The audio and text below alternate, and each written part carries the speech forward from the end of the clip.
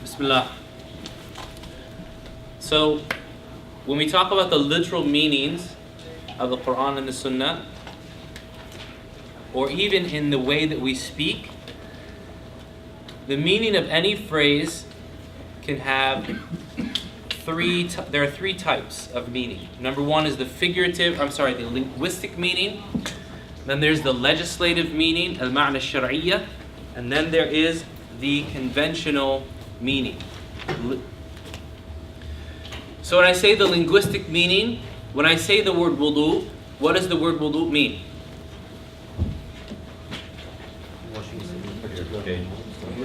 Wudu means to wash. The act of washing some part of your body.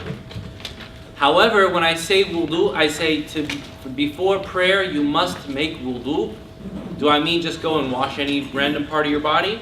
No. Wash in a particular manner, particular portions of your body in a particular way. Right? And then there's a conventional meaning. The conventional meaning is that which is we are accustomed to using. Remember the example that I gave yesterday? I've sold you my car for $3,000.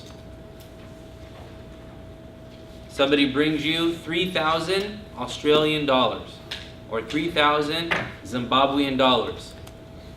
Right? I think $1 million in Zimbabwe is like worth $10 in American dollars. I don't know what the conversion rate is. So you say, hey, we live in Houston, Texas. He said, no, man, the contract said dollars. I brought you dollars.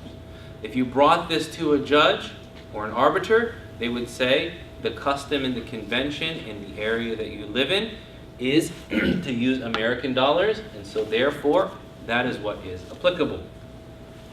So any of the meanings that we give to anything, we can read into them either their base linguistic meanings, the meanings that were given to them in the text of the Quran and the Sunnah. So when we say wudu, we're talking about a specific technical term in the Quran and the Sunnah. When we say salah, we're talking about a specific term, or they can be conventional meanings that are understood. Each of them has to be taken into consideration when looking at the texts of the Quran and the Sunnah as well as dealings with others. So for example, the Prophet ﷺ said, "Man massa dhakarahu falyatawadda." Whoever touches his private part then must make wudu. What is the meaning of wudu here? The guys better know this. Proper wudu. Because I said private part. So. Proper wudu. Doesn't mean just wash. Now, in another hadith, the Prophet ﷺ was asked, هل نتوضأ من لحوم الإبل? Should we make wudu from the meat of camels? The Prophet ﷺ said, yes. What does this mean? That it's an obligation to make wudu after eating camel meat. Right? But of the four madhahib, only one madhab, the Hanbali madhab, says that this is an actual condition. That if you've eaten camel meat, it breaks your wudu. The other three madhahib say the meaning of wudu in this hadith is the linguistic meaning. Means because camel meat is thick, because the camel meat has a very pungent and strong smell, because it's cooked on fire and it leaves a taste in the mouth, wash out your mouth, wash your hands, right, after you've eaten it. The other scholars will retort and they'll say, no, the Prophet ﷺ was specifically asked about sheep. Do we wash afterwards? The Prophet ﷺ said no. He was asked about camel meat. He said yes, showing that the meaning that is meant by this hadith is the actual al-wudu al-shar'i, the legislative meaning of wudu. Majority, the jamhur, they will come back and they will say, well, we find the practice of the four khalifas after the Prophet ﷺ that they would not make wudu from eating camel meat. It shows that they understood it to mean the linguistic meaning, not the legislative meaning. So you can now see how in something as simple as how do we understand a particular term in a context can be interpreted in different ways by different people. And not to say, and nobody asked me which one is right. Right? That's for the fiqh class. This is just to understand that they interpret things in different ways. Semantics and how they relate to sacred texts. So when we talk about the phrases, we can also look at the phrases of the Quran and the Sunnah, and we can see that there are general phrases versus specific phrases. There are general phrases, this is called am, and specific phrases, khas. General phrases that are meant in general. Number one, general phrases that are meant in general. General phrases that mean something specific. And generalities that are specified. An example of the first, Allah subhanahu wa ta'ala says, وَجَعَلْنَا مِنَ الْمَاءِ كُلَّ شَيْءٍ حَيٍّ. Surah Al-Anbiya, and we have created everything from water which is living. وَجَعَلْنَا مِنَ الْمَاءِ كُلَّ شَيْءٍ حَيٍّ. And we have created from water everything which is living. The word kullu is used, everything, or every, meaning it's general. And this is a verse which means not only is the phrase general, but the meaning is general as well. Allah subhanahu wa ta'ala says, وَلِلَّهِ عَلَى النَّاسِ حِجُّ الْبَيْتِ مَنِ اسْتَطَاعَ إِلَيْهِ سَبِيلًا. Surah Al-Baqarah. And for God upon mankind is pilgrimage to the house. For God upon man, an-nas, is pilgrimage to the house. This is a general phrase that means something specific. Where's the specificity in this? Upon man. Man's general. An-nas. Whenever you have alif lam, al-ta'rif, on a word, an-nas, right? Ta'rif al-jins, and this is general. So where's the specificity?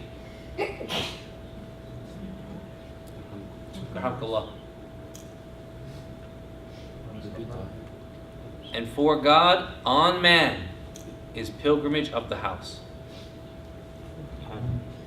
It's for God. It's specific. It's for God. So how does that specify it? Is everybody in mankind expected to make Hajj? Or those that are doing it for God? Those that are doing it for God. So believers are expected. So when God said, an-nas, mankind, meaning this is general for the believers of mankind. General, that's speaking to a specific. The third type of generality is a generality that has been specified.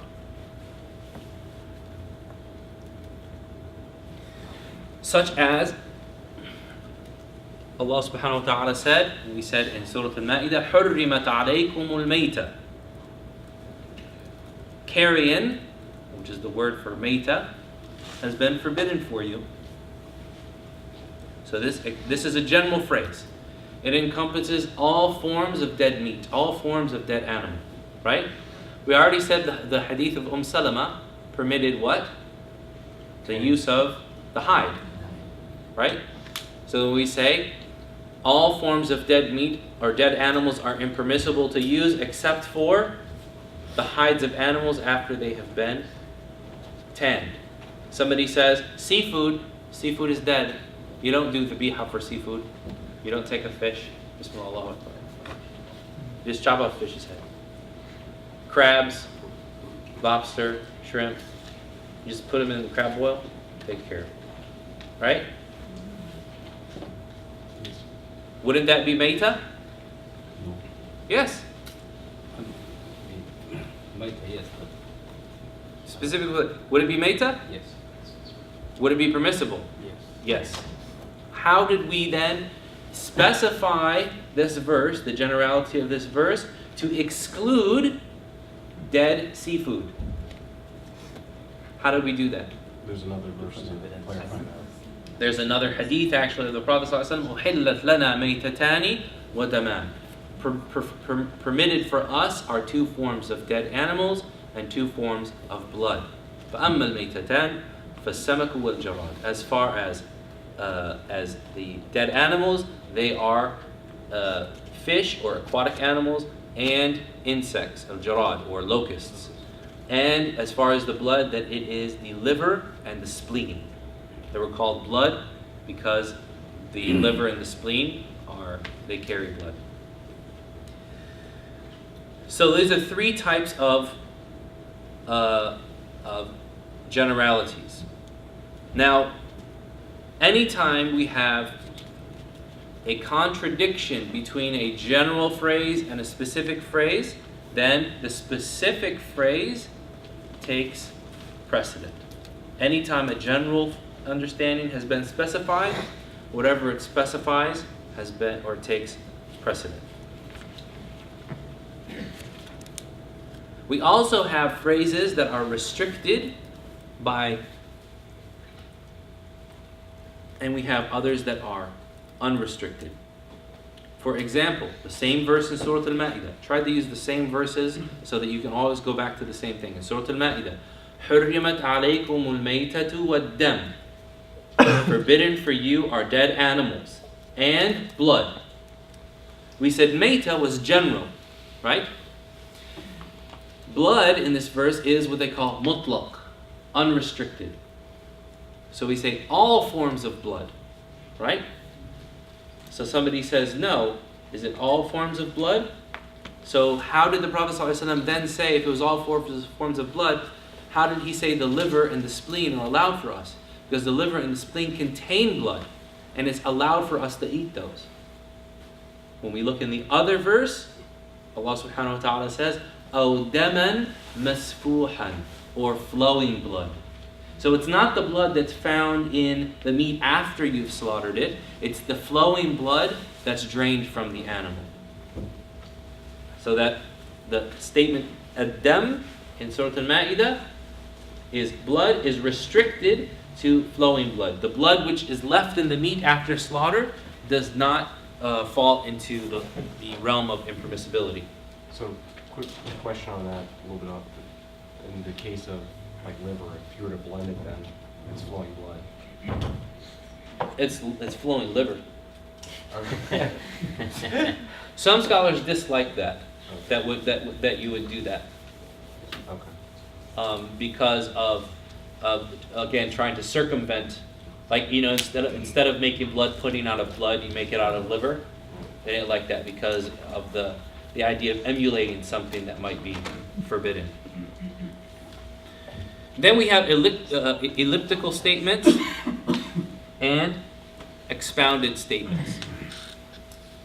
What is elliptical? Elliptical in Arabic is called mujmal. It is elliptical.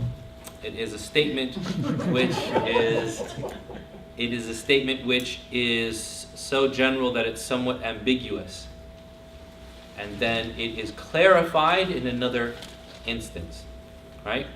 So, for example, وَأَقِيمُوا الصَّلَاةَ وَآتُوا الزَّكَاةَ is ambiguous, and establish the prayer and give the zakat, the charity. How do you pray? When do you pray? What direction you pray to? What types of wealth are liable? Who do you pay it to? When do you pay it? All of that is expounded in other ahadith and in other verses. So we have the general ambiguity in the order to pray, but we only know the prayer by looking at the rest of the Quran and the Sunnah of the Prophet sallallahu alaihi wasallam. Yes. Mujmal is translated as ambiguous. Mujmal is translated sometimes. Mujmal is translated as elliptical. Ambiguous is something else. Ambiguous is muhkam wa mutashabih. Unambiguous is muhkam. It has a definitive meaning. And ambiguous is mutashabih. It can contain several variant meanings and facets of meanings. منه آيات محكمات هن أم الكتاب وأخر متشابهات. Allah says in the beginning of Surah Al Imran, from the verses of the book are those which are unambiguous. They make up the foundation of the law or the book, however you want to translate al-kitab. وَأُخَرُ مُتَشَابِهَاتٍ, and others which are ambiguous. Meaning when we read them, we don't understand immediately what is being said. So it's been said when talking about, there's like 8 or 9 different opinions about what muhkam and mutashabih mean. And I won't bore you with all of those opinions. By all means, please do. No, I didn't even write them down. So some scholars have said, al-muhkam ma la yahtamilu min at-ta'wili illa wajhan wahid.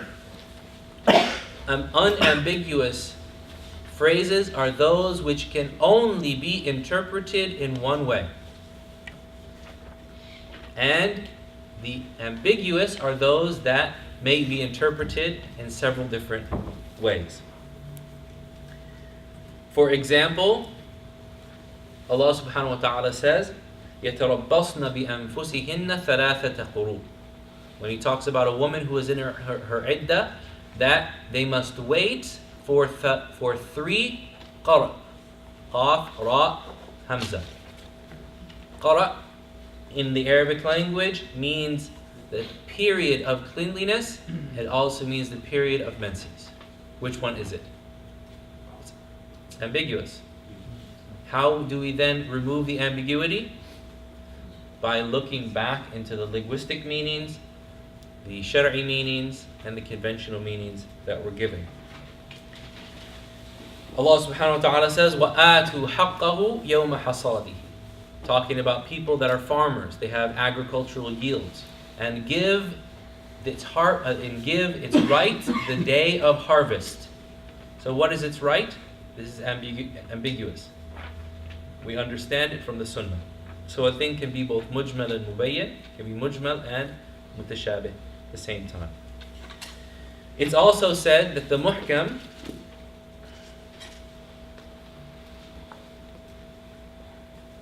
is that which, through its apparent meaning, we can understand something. And the mutashabih are those things that we understand what the apparent meanings of, but we do not know the specific meaning, and only Allah knows it. So a lot of the things that have to do with the ghaib, the unseen. Allah subhanahu wa ta'ala knows exactly what those verses are talking about. We can only know approximations of what those meanings are.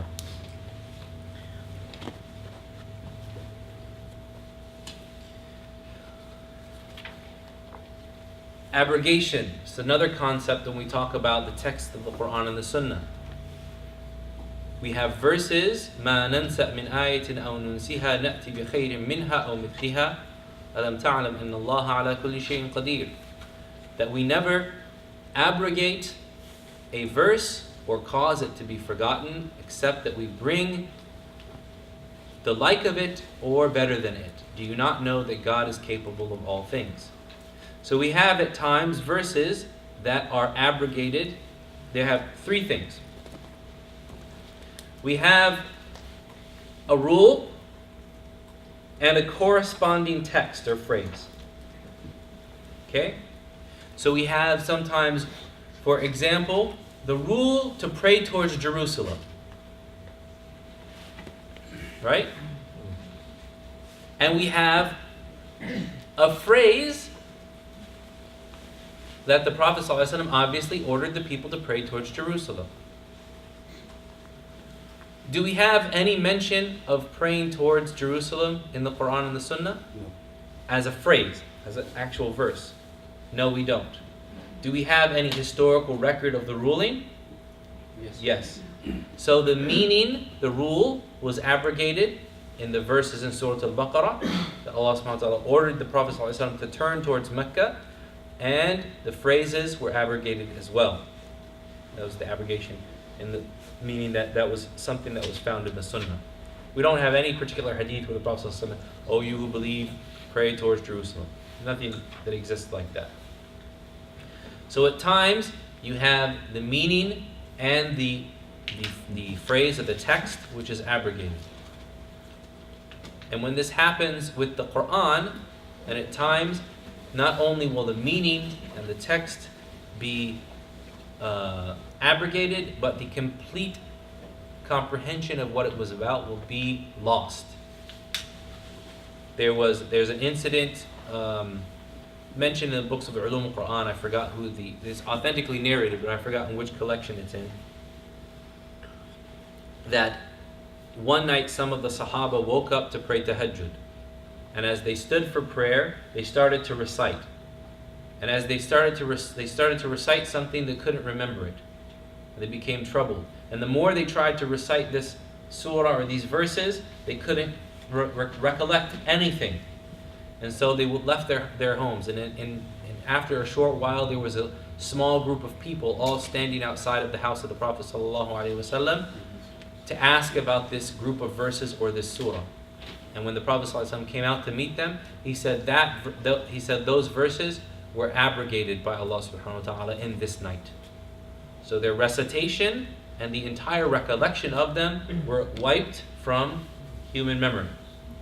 We have, however, rulings that we have a rule that remains, and the verse is abrogated and not found in the Quran. So for example, Aisha said, it used to be recited from the Quran that a child becomes a foster child with 10 sucklings from a breastfeeding mother. And then this was abrogated. And when the Prophet ﷺ died, it remained as 5 sucklings that mushbi'at, that fill the child's belly. So there was a verse and a rule that any child that breastfeeds from a woman 10 times will then become like her kith and kin. Then this was abrogated and replaced. نَأْتِ بِخَيْرٍ مِّنْهَا أَوْ مِثْلِهَا. We bring the like of it, or better than it. It was replaced with 5 sucklings. But was it replaced in the Quran? No, it was replaced in the Sunnah.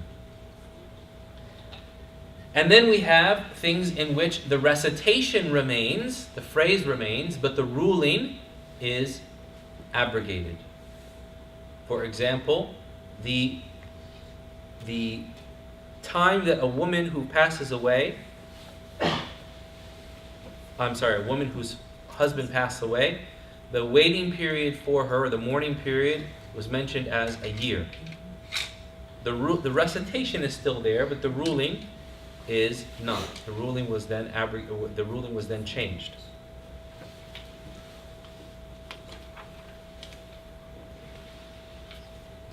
So, a question: can the texts of Islam contradict themselves?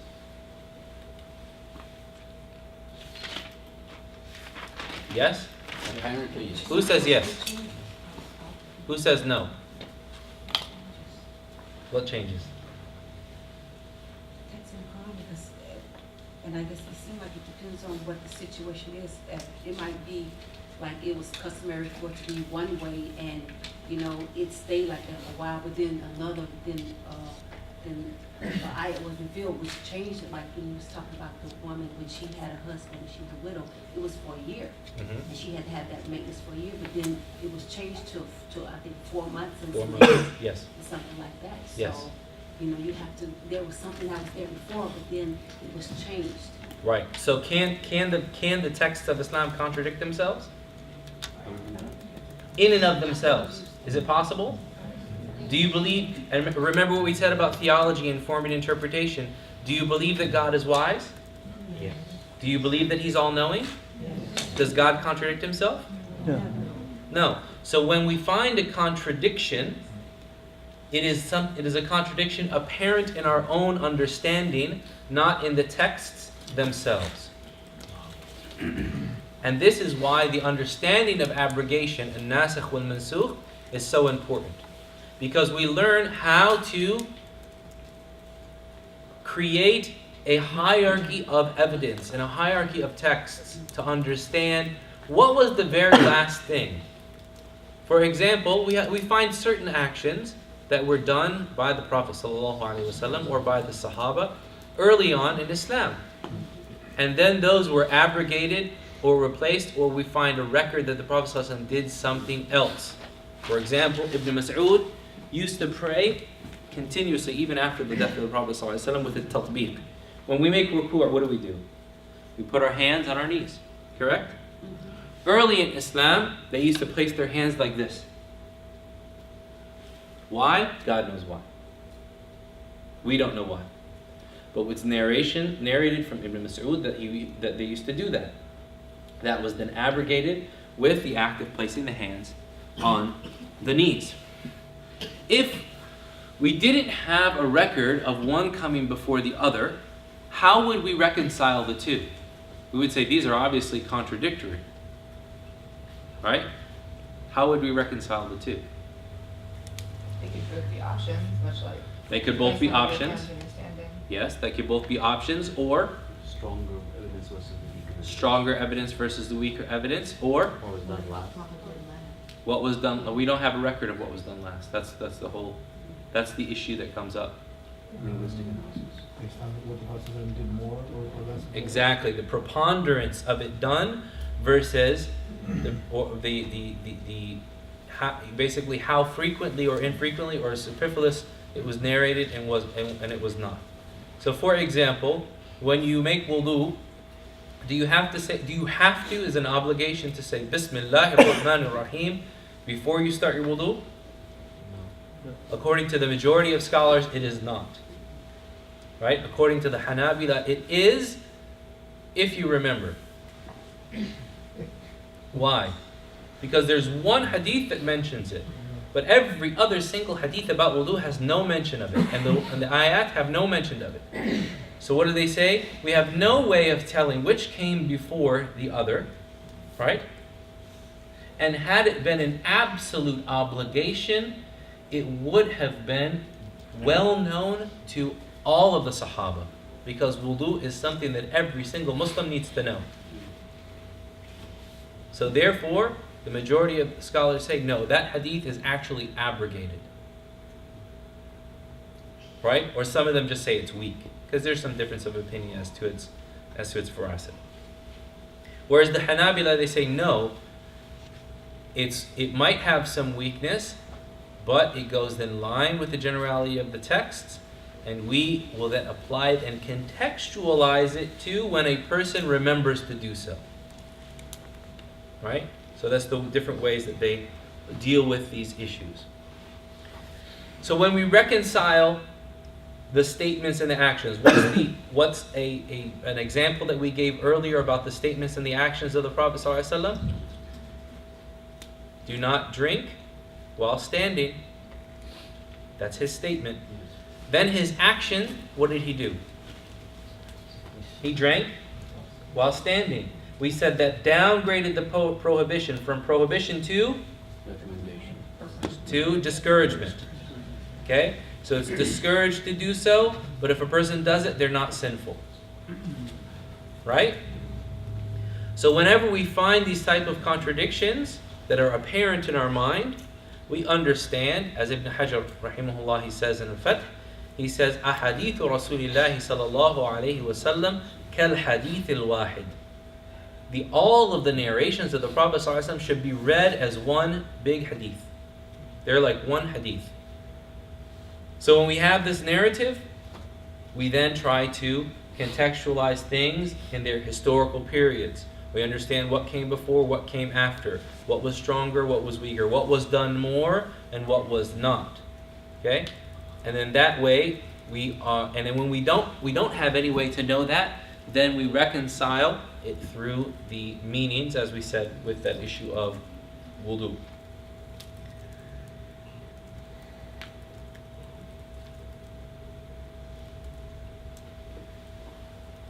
The actions of the Prophet ﷺ. What if somebody said, okay guys, the Prophet ﷺ told us not to stand while drinking water, but it was specific for him. It was an exclusive act that was allowed for him to be able to drink water while standing. What do we say? What is your proof? What is your proof? And he'll say, Prophet did it. It's based on what he's done in the other instances. It was the case that unless he identified it as being something specific to him, then it was accepted for everyone else. So this goes back to, again, your theology. Why do you believe the Prophet was sent? As a An guide. example. As a guide, as an example. Right? So if he was an example, that means he was an example for all mankind? Yes. For everyone that believed in him? Or only when he said it was applicable to belief? The norm with the actions of the Prophet ﷺ is that it is revelation and legislation. وَمَا يَنْطِقُ عَنِ الْهَوَىٰ إِنْ هُوَ إِلَّا وَحْيٌ يُوحَىٰ. He does not speak out of conjecture. It is only revelation given from Allah subhanahu wa ta'ala. So the base ruling of all of the statements of the Prophet ﷺ, all of the actions of the Prophet ﷺ, is that they are there for us to follow. Then if something is exclusive to him, as was the number of women that he was allowed to marry, for example, the best example, Allah subhanahu wa ta'ala says, خَالِصَةً لَكَ مِن دُونِ الْمُؤْمِنِينَ, exclusive to you in exclusion to the believers. وَمِنَ اللَّيْلِ فَتَهَجَّدْ بِهِ نَافِلَةً لَكَ عَسَىٰ أَن يَبْعَثَكَ رَبُّكَ مَقَامًا مَحْمُودًا. It wasn't just in things like marriage. And a portion of the night, make tahajjud therein and increase upon you. Perhaps your Lord will resurrect you in the praiseworthy station. So tahajjud was wajib for the Prophet, optional for his ummah. How do we know? Nafilatan lak, an increase upon you. Why? Because Allah subhanahu wa ta'ala wanted maqam al-mahmud for him. So unless we have a specific evidence for exclusivity, the general idea is that all things apply equally to all believers, men and women. Which is why when we find a hadith, من تصدق بكذا فله كذا. Whoever gives this, he who gives this much in charity will get this. Somebody says, what about girls? That's when Allah subhanahu wa ta'ala is speaking, or the Messenger of Allah sallallahu alaihi wasallam, again, our theology informs our interpretation of the text. We say God is speaking to all of mankind. Because He is using the masculine when speaking to us, addressing the individual in the masculine does not preclude or exclude the feminine. It only does it when there is specific evidence to the contrary. Right? And which is why Salama radiallahu anha, she had the same question. And she asked, why is it when Allah subhanahu wa ta'ala says, Ya ayyuhalladhina amanu, al-mu'mineen, al-mu'minun, al-muhsinun, all of these masculine words, Allah subhanahu wa ta'ala sent down the verse, Inna al-mu'minina wal-mu'minat, wal-qanitina wal-qanitat. Verily the believers, men and women. Those that stand in prayer, men and women. Those that do ihsan, men and women. To reiterate that point. So the base ruling for all of the actions is that they are legislated for the ummah, either to exhibit what we do not do, what is discouraged for us, what is unregulated, or what is preferred, or what is an obligation.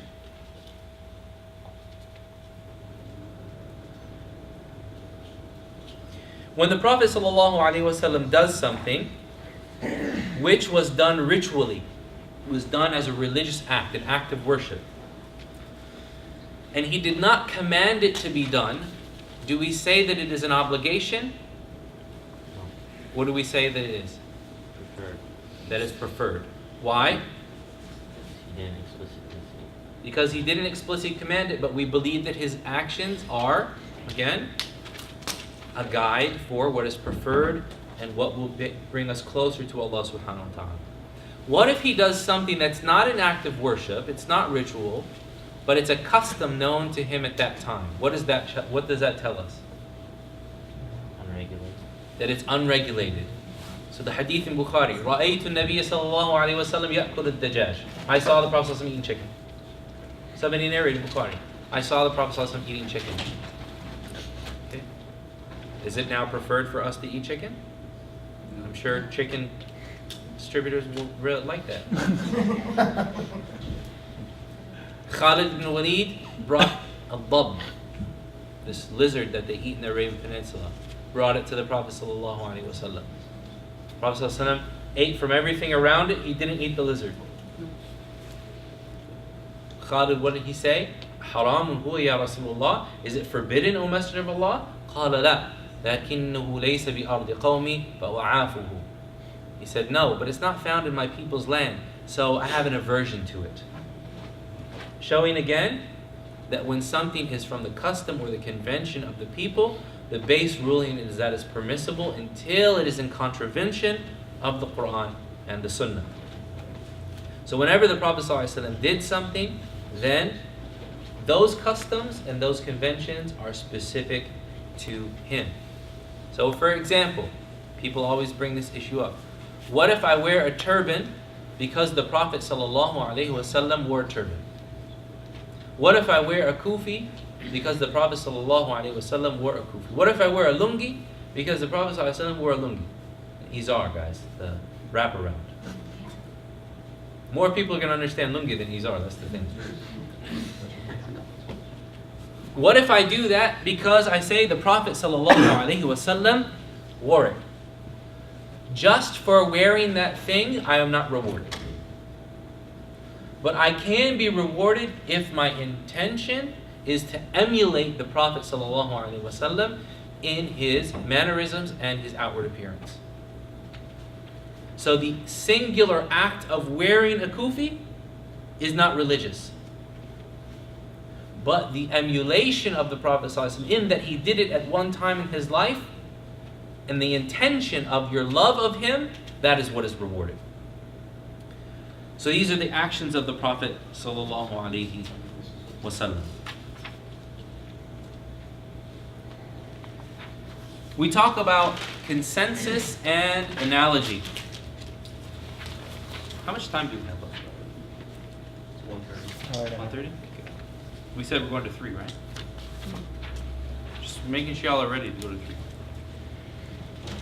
Consensus. We said that the rulings of Islam. This is an intensive, so. Is it intensive? Yes. Advertised as intense.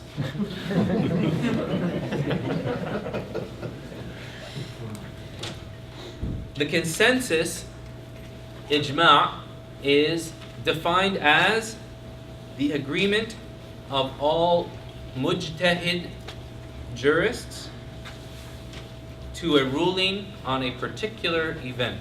And I did not translate mujtahid for a reason. Who is a mujtahid? What is the condition of being a mujtahid? We'll cover that towards the end.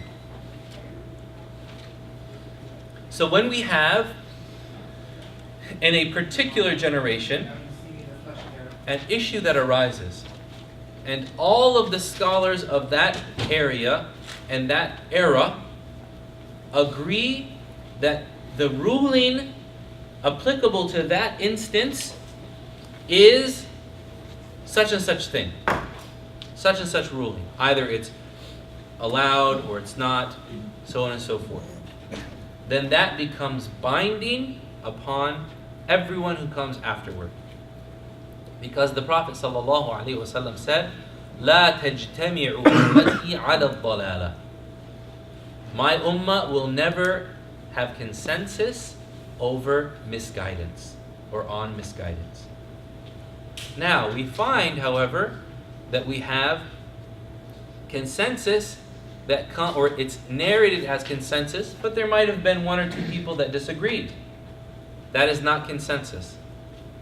It is the unanimous opinion of all scholars of a particular era when presented with an issue that it takes a particular ruling. So for example, a brother came to me recently and he said, I heard from a scholar that the scholars of the Muslim Ummah are unanimously agreed that mortgages are forbidden riba. Unanimously agreed that it is forbidden, clearly riba. Number one, we have to ask ourselves, when did this consensus occur? Number two, did anyone disagree?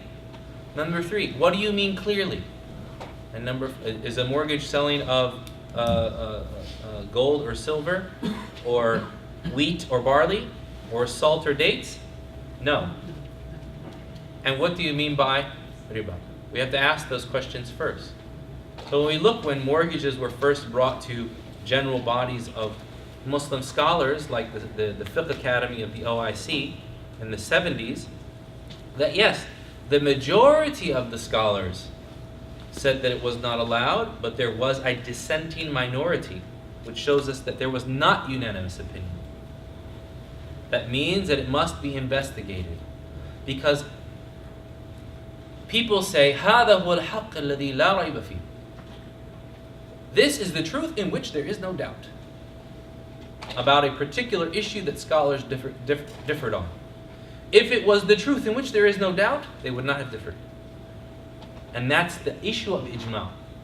That there is a meaning which is so apparent that you can bring it to any scholar and you go, yes, I agree. Yes, I concur. Yes, I concur. They're not going to have any doubt about that. If it was ambiguous, if it was able to be interpreted, if it was particular to a context, then it would not be. Then it would be an issue of ijma'. There's another component here for the definition of ijma'.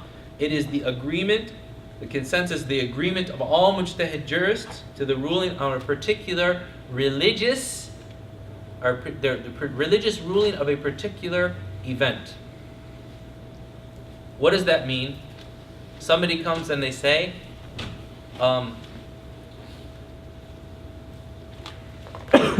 scholars are in agreement. I'm just going to make this up, okay? Because you don't find ridiculous things like this amongst scholars. You find, very, very rare that you find this stuff.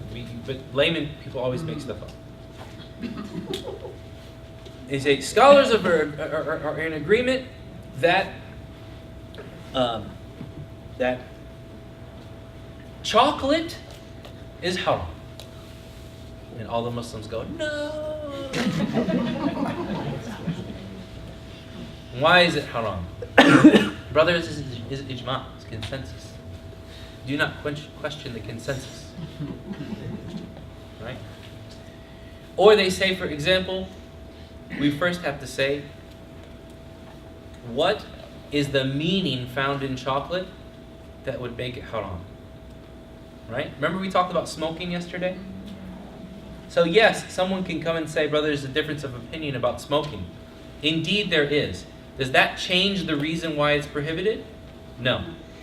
So when we talk about consensus, we're talking about the meeting, we're talking about the congruence of both rationale and religious ruling.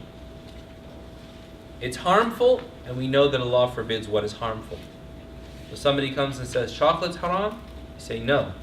What is the meaning by which they made it haram? Remember in the very beginning we said the primary sources of Islam are two, the Quran and the Sunnah. And then the secondary sources are consensus and analogy or rationale. And we said that one of them relies upon the Quran and Sunnah, the other is derived from the Quran and Sunnah.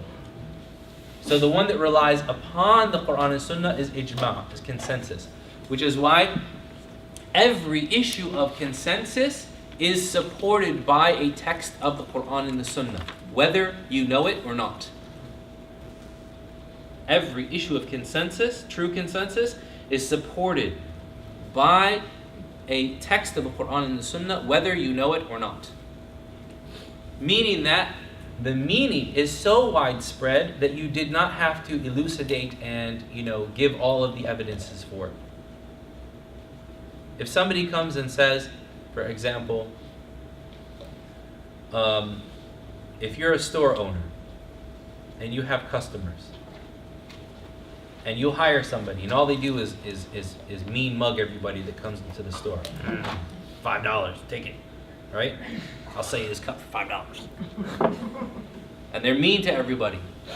And you say, brother, please, we have customers, I'd like you to smile. What's your evidence for having a smile? I don't need evidence. This is so, basic, right, of human nature. Not, if you want evidence, we'll find you some. Smiling in the face of your brother as a charity. Not my brother. Okay, let's interpret the word my brother. Nawawi says 3 levels. Brotherhood of humanity, brotherhood of faith, brotherhood of lineage. So when we're talking about consensus, it has to be about a religious ruling. If someone comes and says, scholars have consensus that the nasal cavity is connected to the brain directly, right? Or that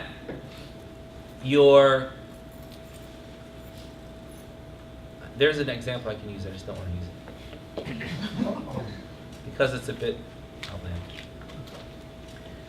right?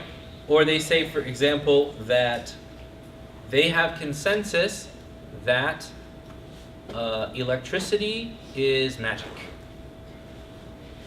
I'm making that up, right? We say, hold on a minute. Electricity is something which is not a religious ruling. We're not asking the scholars to characterize for us a certain medical or scientific phenomenon. That is the place of science. The religious scholar comes and says, after we have determined what this scientific phenomenon is, how then does it relate to our religious rulings? So when we go back to the example of smoking, some scholars said, well, it gives you energy, so it has to be encouraged, especially if you want to do, Qiyam al-Layl. Brother has, a pack of cigarettes before Qiyam al-Layl. It sounds ridiculous. Why does it sound ridiculous? Because we know that cigarettes are harmful. So let's say, for example, and this is found in there when they talked about cigarettes. Some of them said that tobacco, is it just a regular plant or is it a narcotic? Well, they say that it's a narcotic. Is it a narcotic? Tobacco is not a narcotic. There's no way anyone can ever say that tobacco is a narcotic, right? But brothers, scholars said it, right? Scholars are not here to define for us natural phenomena. And if you look at the text of the Quran and the Sunnah, you'll find that when rulings are tied to occurrences, they're tied to them in the most general terms possible. Remember our conversation about we're studying the chapter of menses, right? Why do you have to mention that in front of everyone? Because you were in another class, right? So we were studying the chapter. We do a class in fiqh at Mercy on Saturdays, and we covered the chapter of menses. And you'll find that many times scholars will go to the ends of the earth talking about this chapter, and it becomes extremely difficult to understand what they're talking about. And they got all these detailed calculations about how we reconcile the different numbers that are found in the ahadith. When the Prophet ﷺ in the hadith of Hamna gave her a very, very specific and very, very general sign to apply, and that was إِذَا رَأَيْتِ الدَّمْ فَتَمَسَّكِي عَنِ الصَّلَاةِ. When you see blood, stop praying. very apparent. But we find discussions in fiqh where they will say, for example, this is a blessing while you're here. Now I remember this, and this is even more applicable than all the craziness I was talking about, electricity and tobacco and stuff. They'll say, a woman cannot have a menses younger than 9 years. Is that true? No, it's not. We know it's not, right? And she cannot have one older than 50. True? No. But you'll find these statements that are mentioned. Why were they mentioned in the books of fiqh? To give operational guidelines. But do they dictate the natural occurrences of our life? Do they change the reality of how we live? No, they do not change the reality of how we live. When we talked about before, descriptive versus prescriptive. So,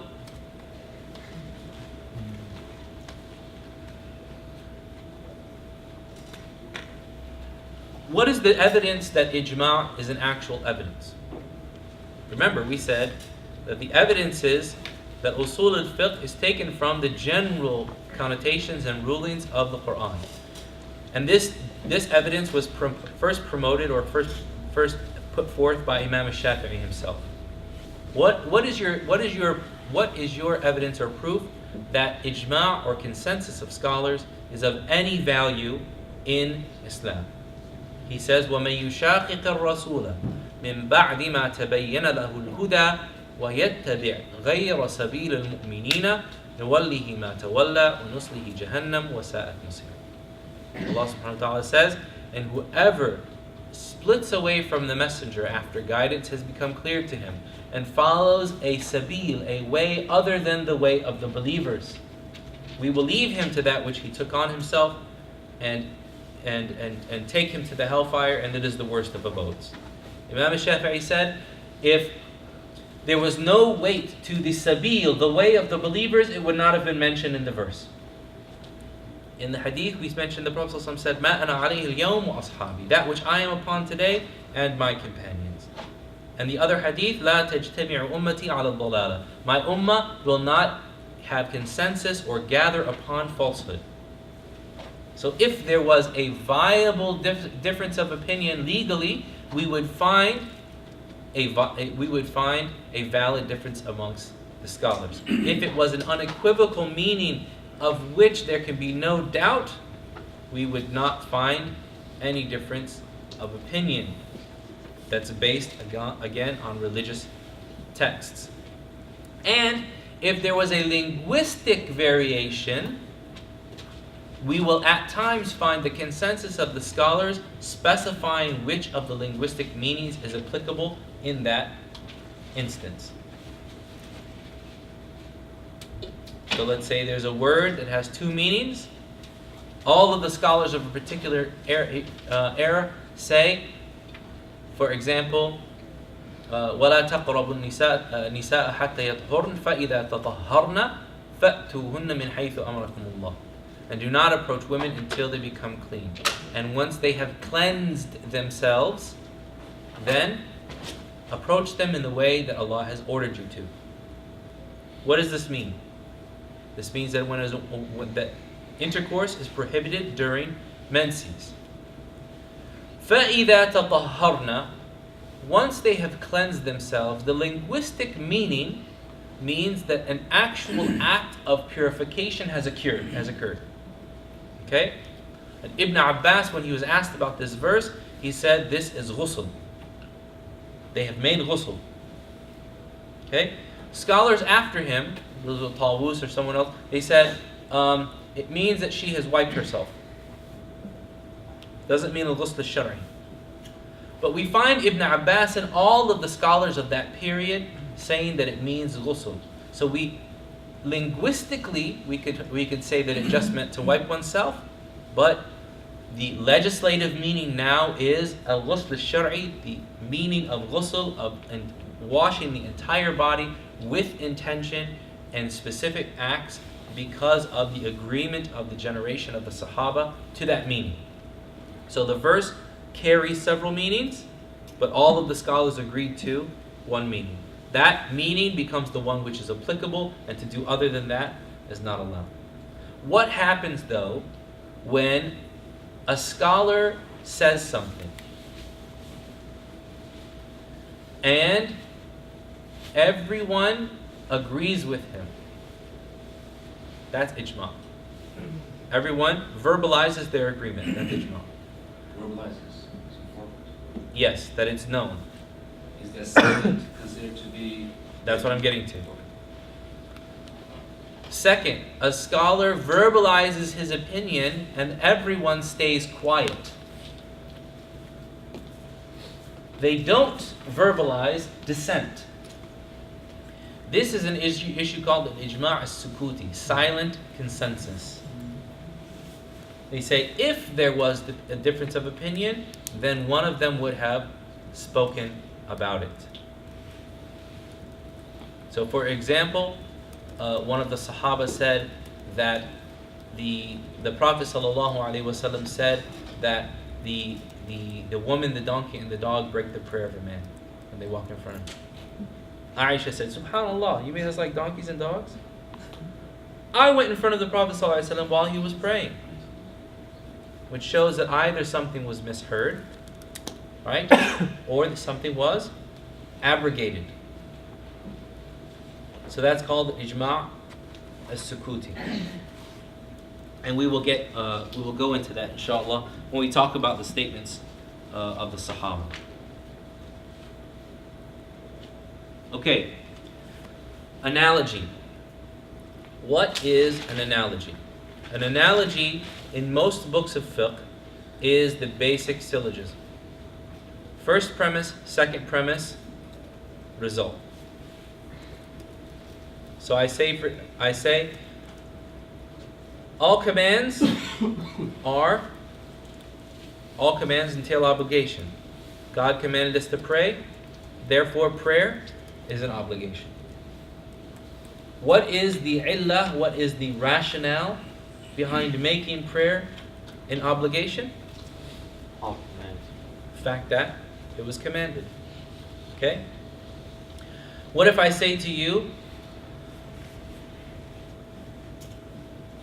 cocaine is impermissible? Somebody says, what's your dalil? Where's your proof in Islam? Here's the Quran. Bring me a verse of the Quran or a hadith of the Prophet sallallahu alaihi wasallam.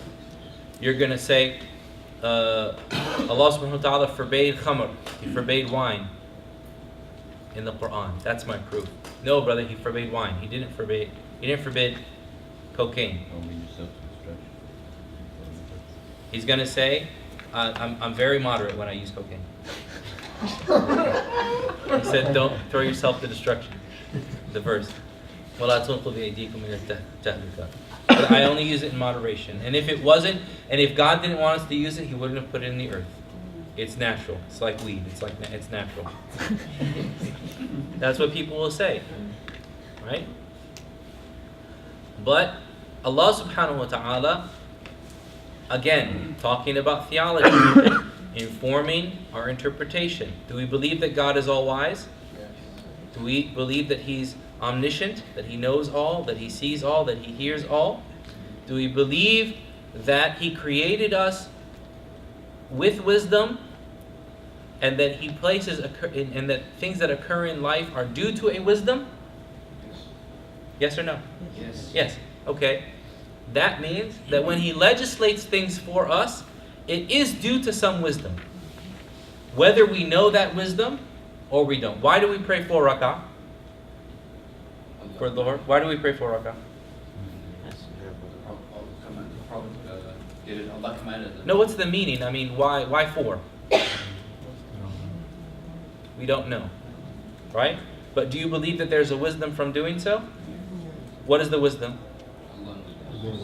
Allah knows best what the wisdom is. Perhaps the wisdom is just to test our ability to follow or not. But when Allah subhanahu wa ta'ala forbade alcohol, why did He forbid it? The harm. The harm. What's the proof that there's harm in alcohol? Faults your thinking. Faults your thinking. What's the There's scientific evidence to prove it as well. Scientific evidence that it's to prove it's well. Allah said it Himself where? In the Quran. That even if they're good in it, the harm. وَإِثْمُهُمَا أَكْبَرُ مِنْ نَفْعِهِمَا. That the sin and the evil in it is greater than the benefit. Right? يَسْأَلُونَكَ عَنِ الْخَمْرِ وَالْمَيْسِرِ. They ask you about alcohol and gambling. Actually, I should say intoxicants and gambling. Because alcohol is a substance, it's not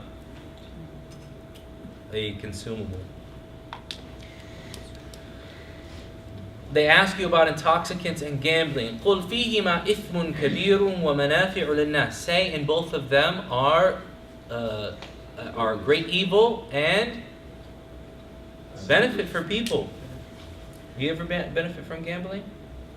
Do people benefit from gambling? Yes. They do. But does someone else get harmed? Yes. Does anyone benefit from drinking alcohol? Yes. How? The people who sell it. The people who sell it. Also, we know that in medieval times, one of the reasons why a lot of alcohol was used is because there weren't a lot of clean sources of water. So people, I'm sorry? And it helps digestion. Helps digestion as well, especially with beer. Numbing pain, Numbing pain, anesthesia. anesthesia, right? فيهما إثم كبير ومنافع للناس, and benefits for mankind. وإثمهما أكبر من نفعهما, but the detriment outweighs the benefit. So because of the detriment that is found therein, they were forbidden. So when we want to talk about, we have a premise, right? The second premise, the rationale for tying the two together and coming up with a result, right, is what they call al-illa. Ratio, legis, rationale, however you want to call it. The definition of what constitutes a legal rationale is it is al-wasf al-zahir al-munḍabit al-mutadammin ma'nan salihatan li shar' al-hukm. It is an apparent and consistent description that contains a meaning appropriate for providing a ruling. So, back to the board.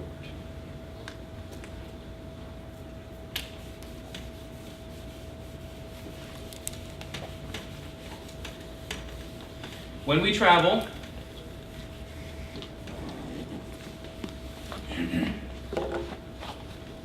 we can shorten and combine our prayers, correct? Why?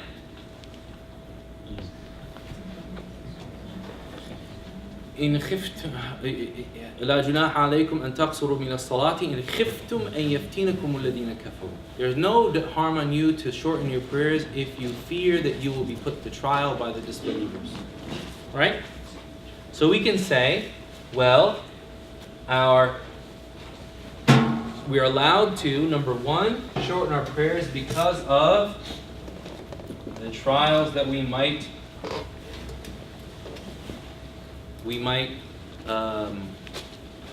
experience from others. Others say that's inapplicable. Why? Sometimes we're not tested.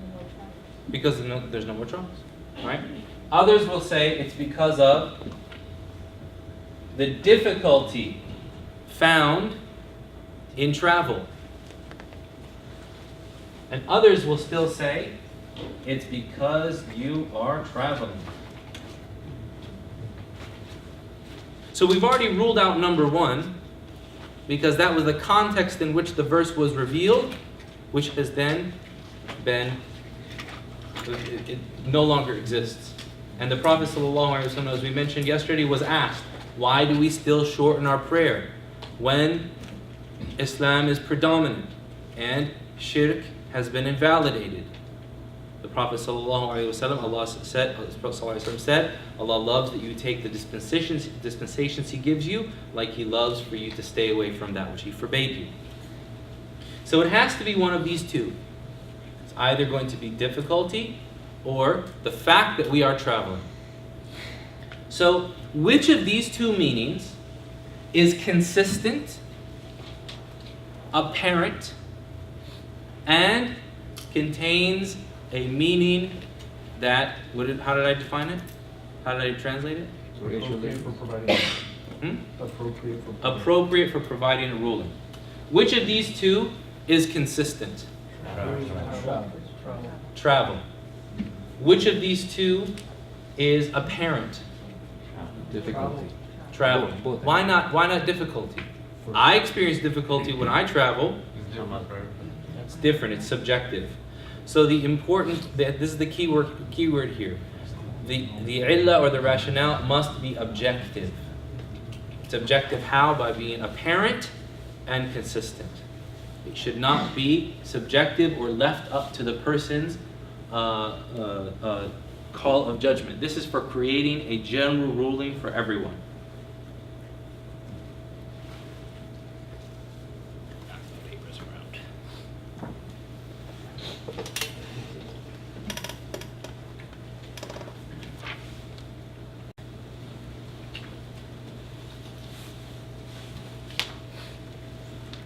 Okay.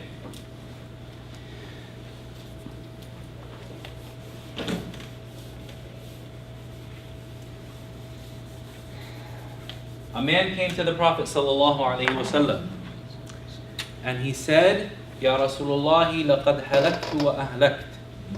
O Messenger of Allah, I have destroyed myself and I have destroyed others. How is that? وقعت على أهلي في نهار رمضان. I have approached my wife in the daytime of Ramadan. So the Prophet ﷺ said to him, what? Sum shahrayni mutatabi'in. Fast 2 months consecutively. The man said, it's only happening because I was fasting. So he said, then give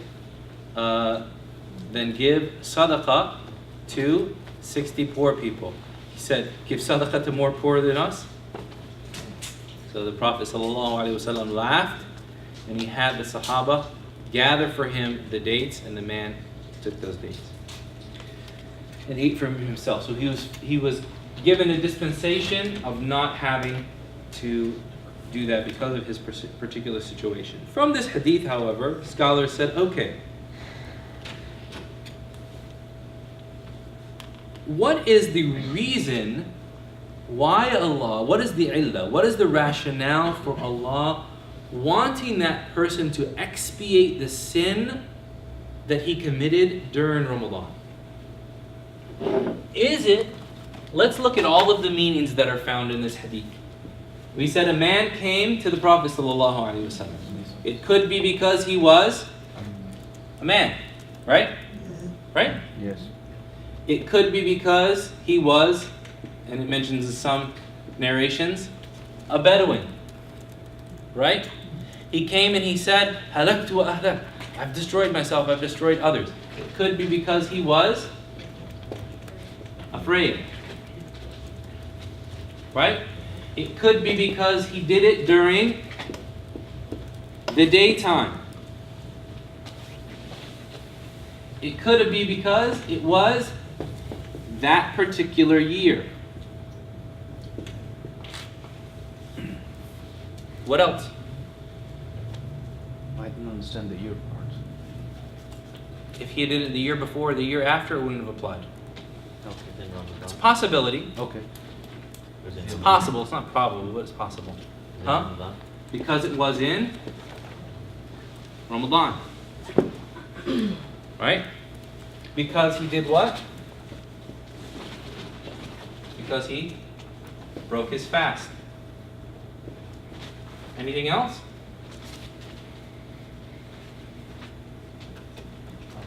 Intimacy with his wife. Became intimate with his wife. I mean, that's the whole, that's when all of this occurred, Okay. right?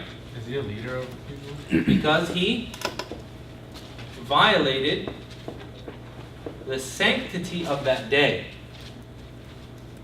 So this is the general time, specific time. Okay? So when Allah subhanahu wa ta'ala gives us a meaning on which we hang a ruling, we're hanging everything on this ruling. Knock a nail into we're hanging everything. We want it to be firm. We want it to be apparent and seen. We want it to be salihatan, ma'nan salihatan li shar' al-hukm. An appropriate meaning. We wouldn't come and bring a 50-pound picture and hang it on a little thin nail. Right? So when Allah subhanahu wa ta'ala legislates a ruling, He does so for apparent, consistent meanings which are appropriate to the situation. So is the fact that he was a man appropriate to make him expiate a sin? Yes.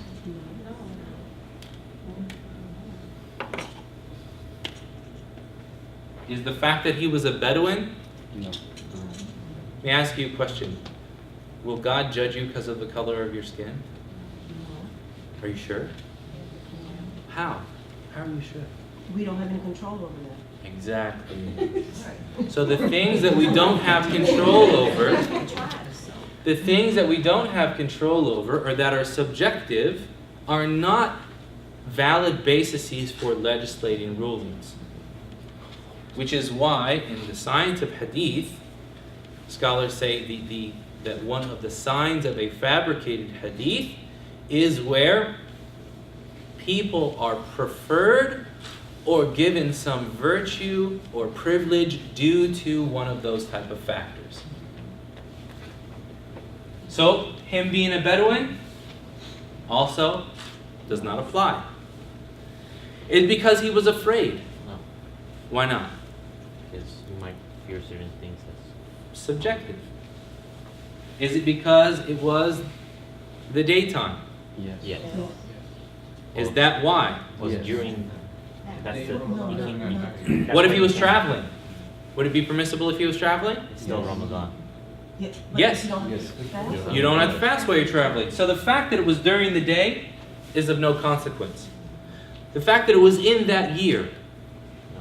did he have control over it being that year or the next year? No. The fact that it was in Ramadan, again, if he was traveling or sick, would it be permissible? Yes. Yes. So the fact that it was Ramadan of that year is of no consequence. Lastly, we have two issues. The fact that he broke his fast and the fact that he violated the sanctity of that day through intercourse. So here is where scholars differ. They said it's either this one or it's either that one. So some scholars say anyone who willfully, without an excuse, without sickness, without travel, breaks their fast during Ramadan must expiate that sin through fasting 2 months or giving charity to 60 people. Other scholars said no. It wasn't the fact that they merely eat or drink, but it was violating the sanctity of that day through intercourse. So it's this one. So we can say definitively it's one of these two. So these scholars in number 8 are going to say this text is specific to intercourse. Other scholars in number 7 are saying, no, we're going to make an analogy upon intercourse and every other thing that breaks the fast during Ramadan. So if you're just eating food, would it not violate the sanctity of the day?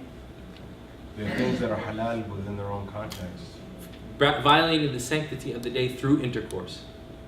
Oh, it's specifically the problem. Yeah, because that's what the hadith is about.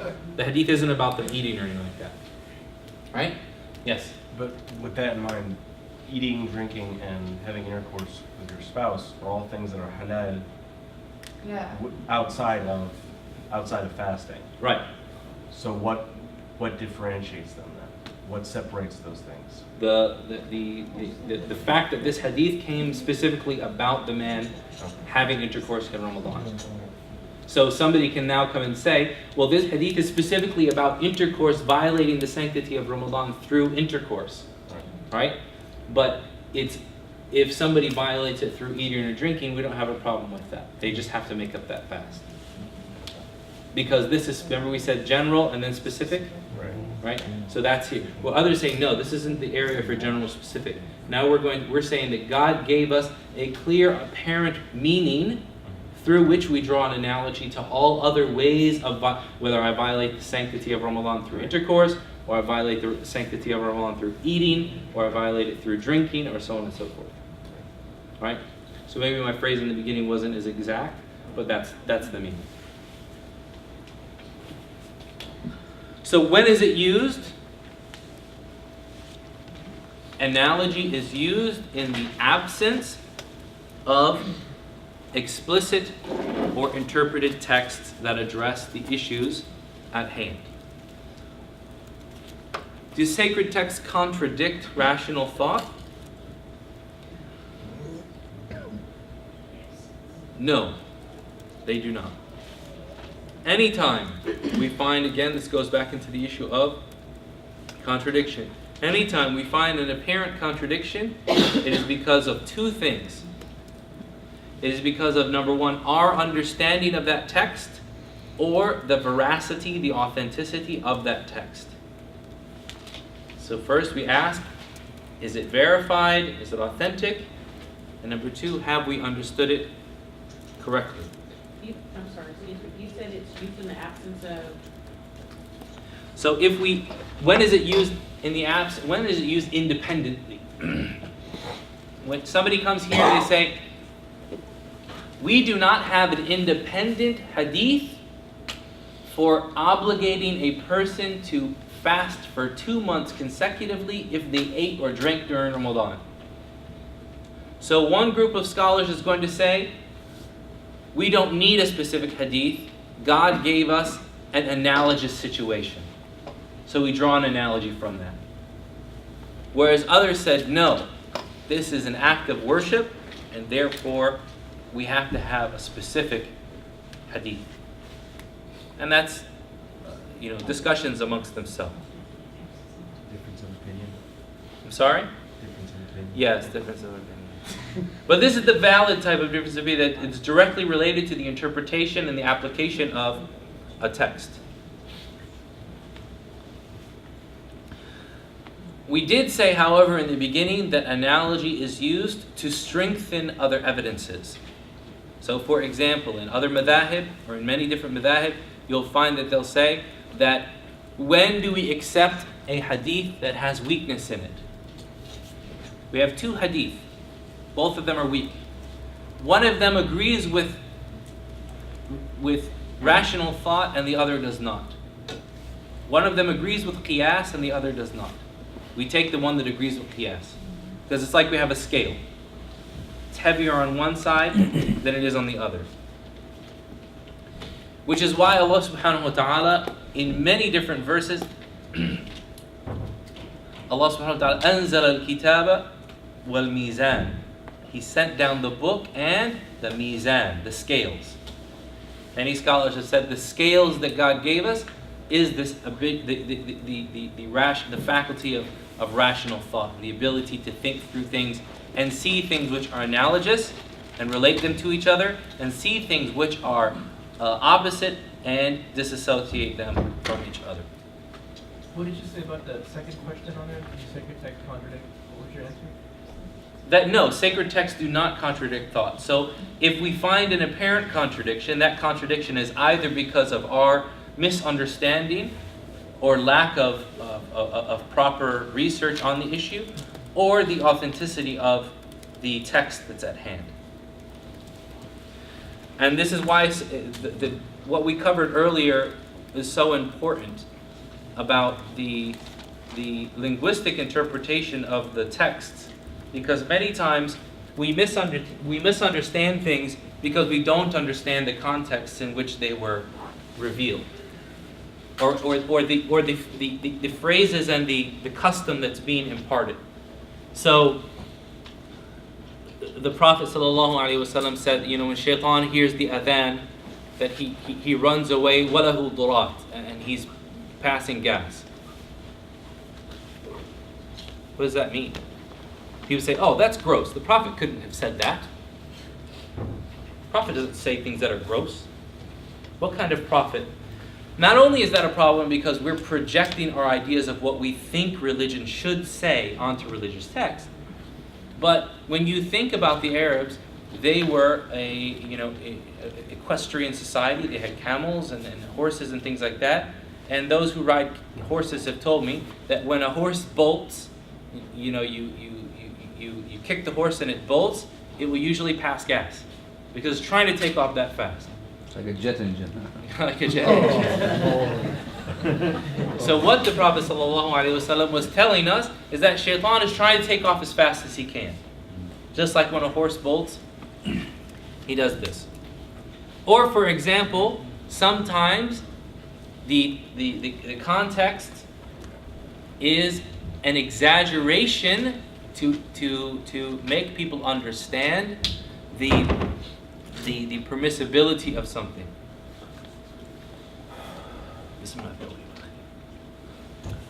For example, the Jahiliyyah Arab, they considered the Hajj to be so sacred, so sacrosanct, that when the Prophet ﷺ brought them certain issues during Hajj and Umrah, they had an inability, they couldn't comprehend how things were being changed.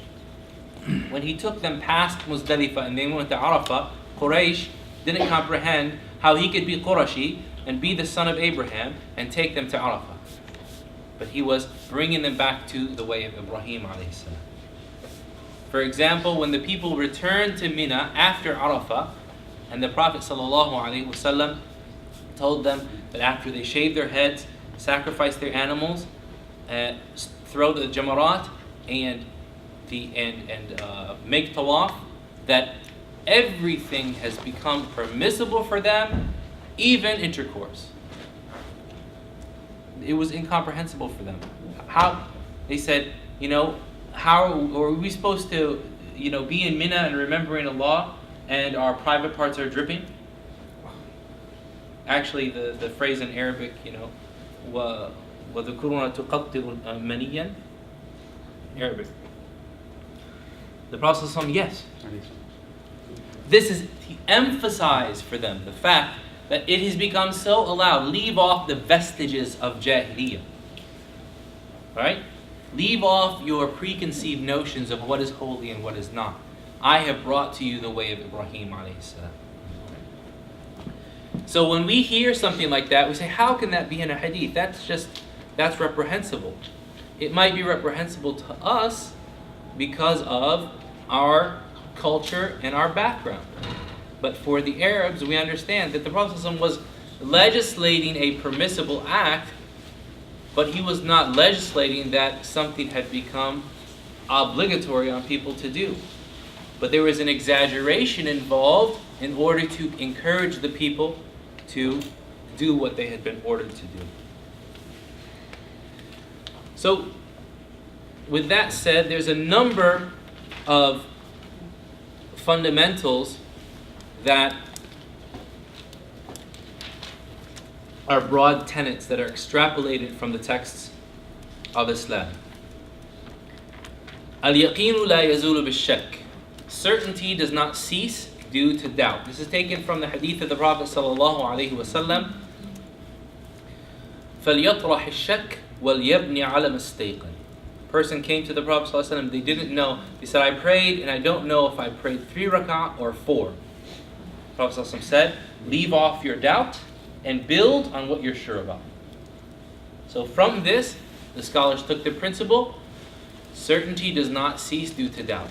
I'm not sure if I have wudu, but I remember making it. I am then in the state of wudu. I'm sure that I prayed 3. I'm not sure if I prayed 4. Then I pray a 4th. Right?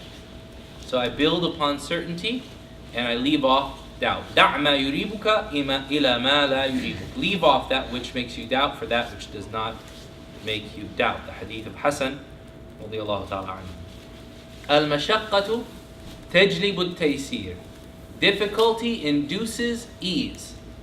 Anytime there's difficulty, you will find that the sunnah of Allah subhanahu wa ta'ala in His creation is to make it easier for us. And this is where we get all of the dispensations that we were given. The legislation of tayammum, the permissibility of wiping over the socks, the permissibility of shortening and joining our prayers while traveling, the permissibility of using what is impermissible to save our own lives if we're in dire straits.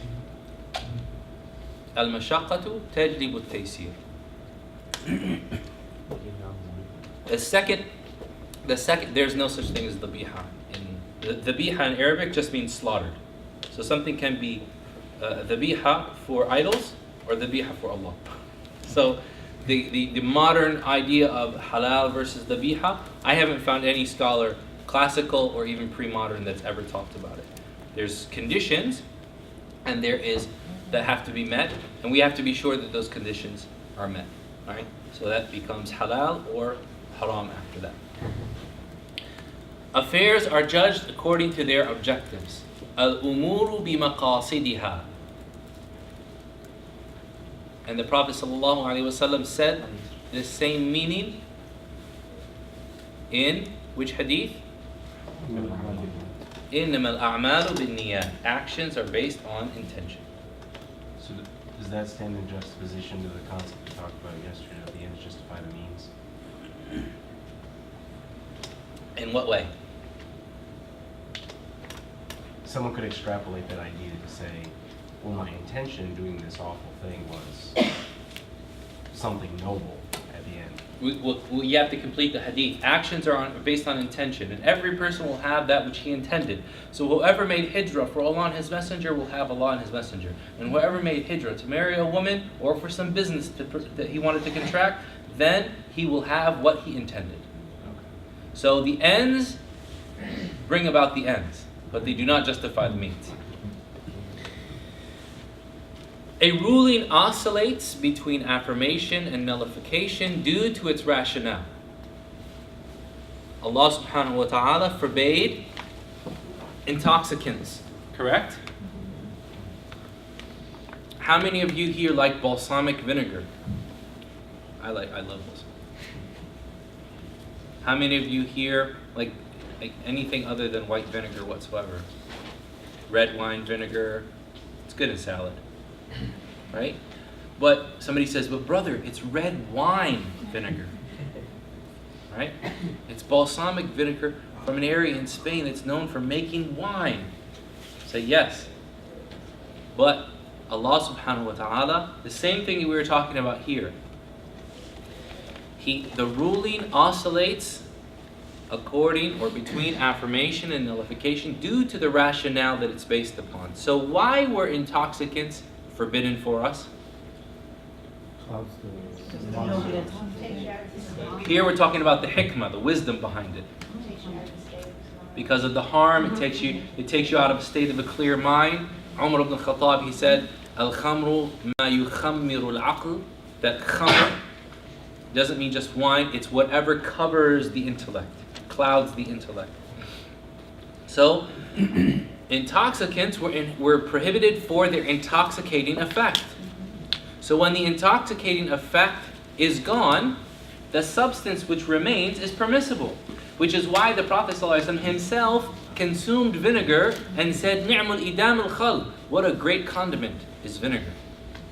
They used to like vinegar to go with their food.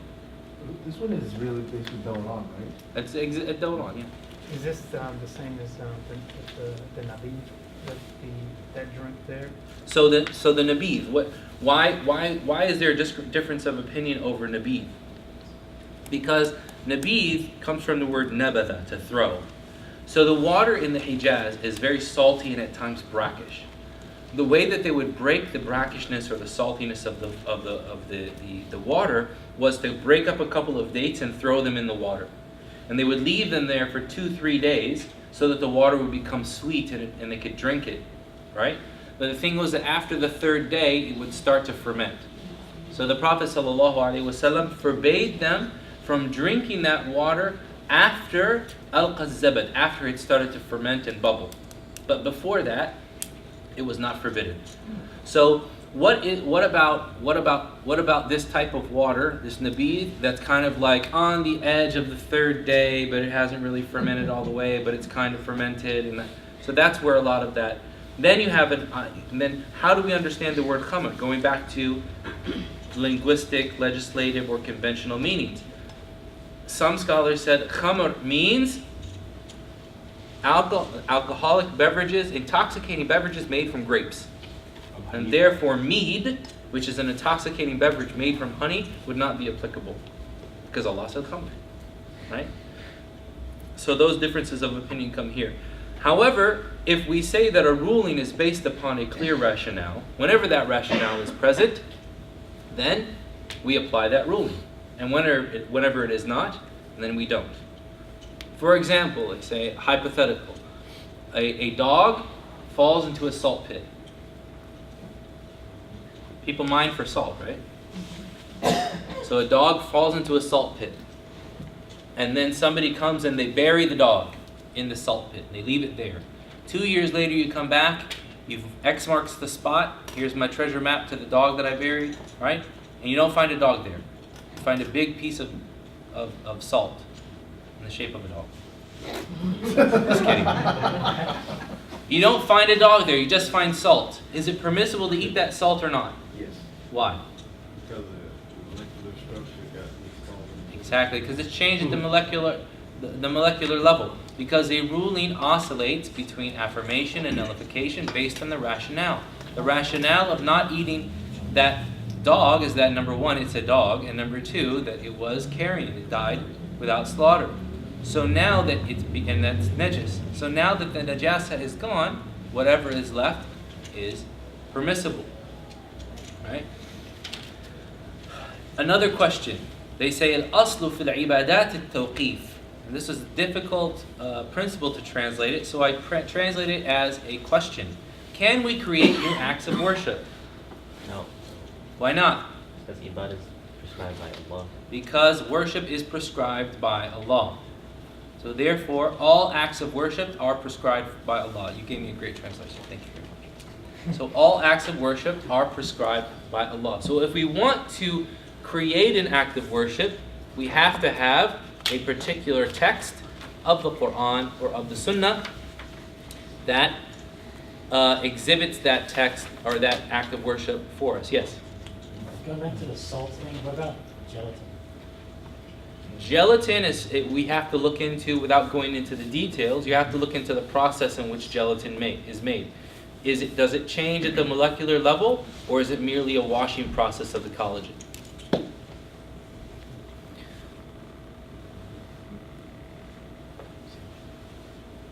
Can we create new civic dealings?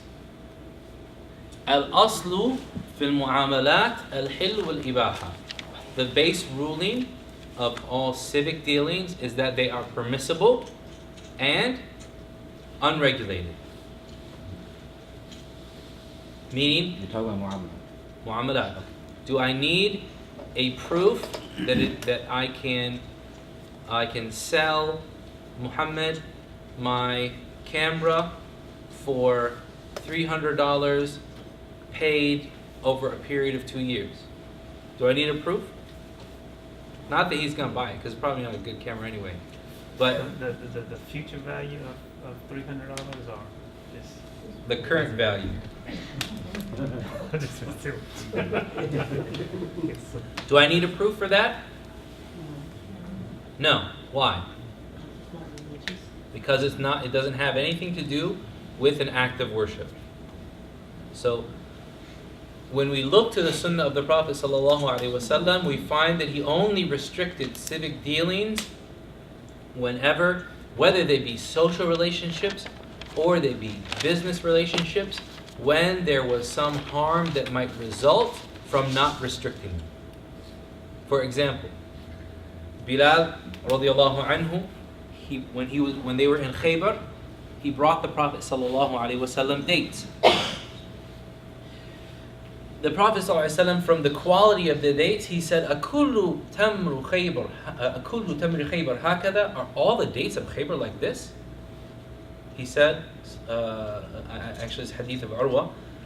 He said, radiyallahu anhu, "La, inna nabi' as-sa'a min al-jayyid bis-sa'ini min al-radi." Or nabi' as-sa'a min al-janibi bis-sa'ini min al-radi. These fine quality dates, we sell 1 kilo of them for 2 kilos of the low quality dates. The Prophet ﷺ said, "Awwah, awwah, aynul riba la taf'al." He said, this is the essence of riba. Don't do that.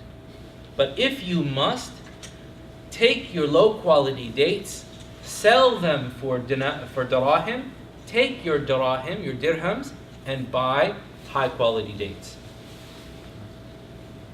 Isn't that inefficient? Yes, it's inefficient.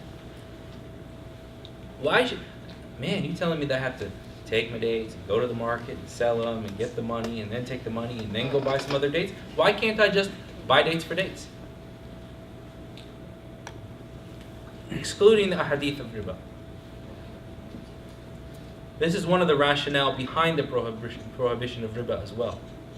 What happens when Muhammad and I are contracted in dates? He's got all the good dates and I got all the bad dates. Right? And every time I want good dates, I go to him and I get a kilo and I give him 2 kilos of my bad dates. Let's say I have 10 kilos. So I end up buying 5 kilos over the period of 5 months. Right? Now all my bad dates are gone. Lower quality dates. Huh? Lower quality dates. My low quality dates are now gone. I've given to him. I've transacted with him. He has them all.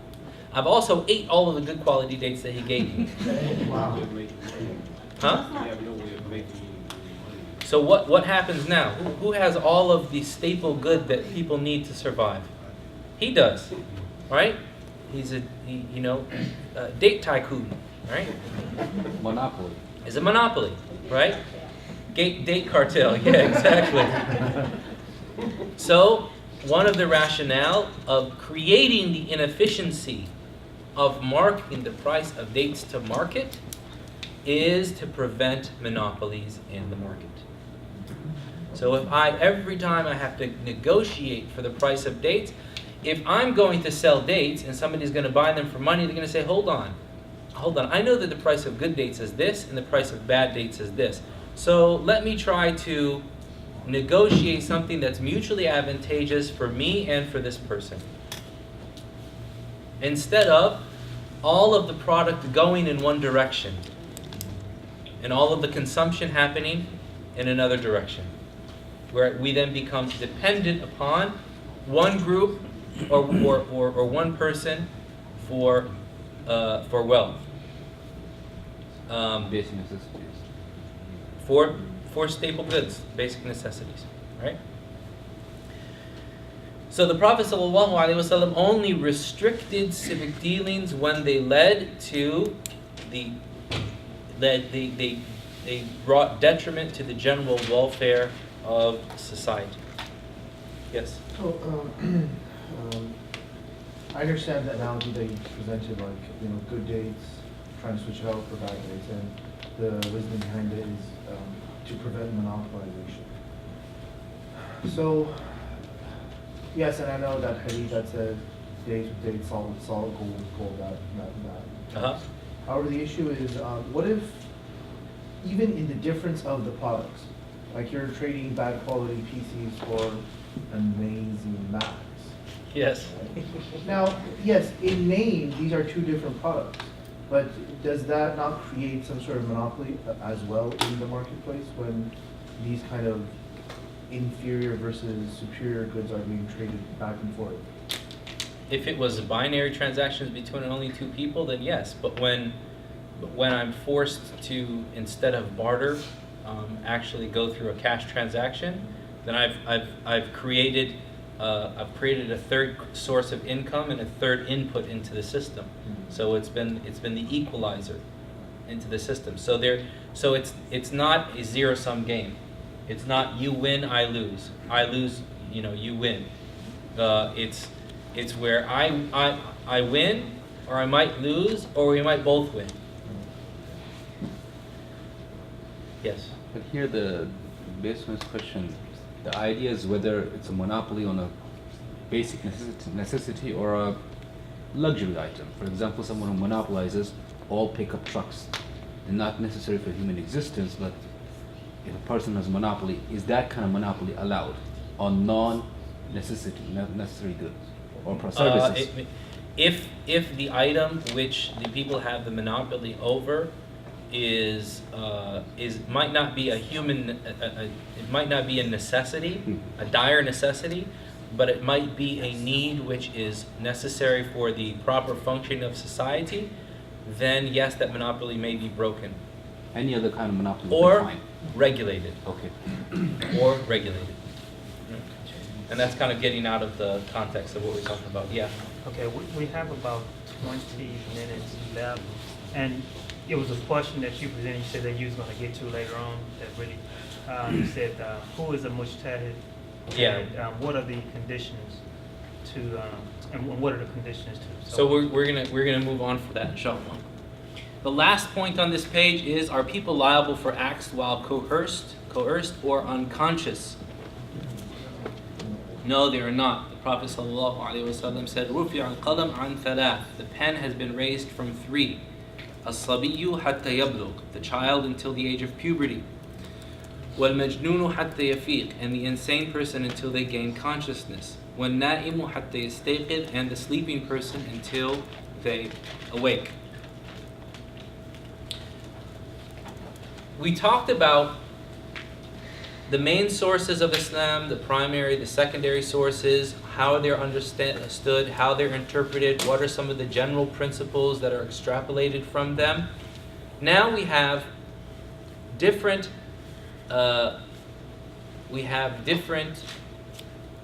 tertiary sources that the scholars talk about. The statements of the Sahaba, istihsan, urf, amalu ahl al-Medina, the actions of the people of Medina, custom and convention, juristic insight. Here we're going to talk about the actions of the companions. And the actions of the companions, radiallahu ta'ala anhum. Number one, we have to ask ourselves, who is a companion of the Messenger of Allah sallallahu alayhi wa sallam? The companion of the Messenger of Allah is a person who met the Prophet sallallahu alaihi wasallam in his lifetime, believed in him, and died upon belief.